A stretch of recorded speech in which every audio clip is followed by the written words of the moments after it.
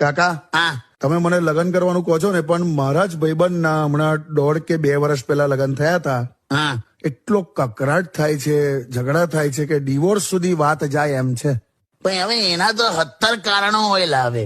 એટલે આ તો હું કહું છું ખાલી. અત્યારે બધા ઇન્ડિપેન્ડન્ટ સમજે છે ને પોતાને. હા ઝઘડામાં બોલાયેલા શબ્દો બહુ વિચારીને બોલવા જોઈએ. હા સાચી વાત છે. દરેક શબ્દનો સ્વાદ હોય છે, સ્વાદ.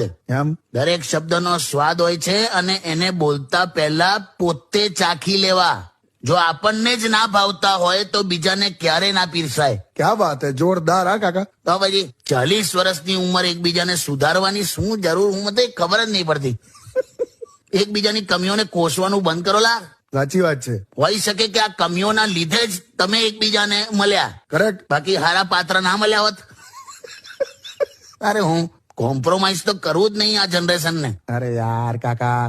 છે જ ને એવું. એટલે ખાલી સુગંધથી ફૂલ ના થવાય. સમય આવે ત્યારે ખરવાની તાકાત પણ જોઈએ. કાકા તમે તો બહુ ઊંચી ઊંચી હાલો છો. પણ તો ખોટું છે.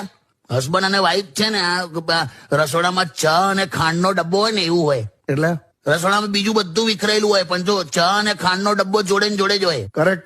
એકમાં મીઠાશ હોય તો એકમાં કડવાશ હોય, પણ બે ભેગા થાય પછી કેવી સ્વાદિષ્ટ ચા બને. ક્યાં બાત હે. એવું છે આ. કરેક્ટ. હેલો ફ્રેન્ડ, મારા કોમેડી વિડીયો ફ્રેન્ડ તમને કેવા લાગે છે? પ્લીઝ સારા લાગતા હોય તો લાઈક, શેર અને કોમેન્ટ કરજો અને મારી ચેનલને સબસ્ક્રાઇબ કરજો.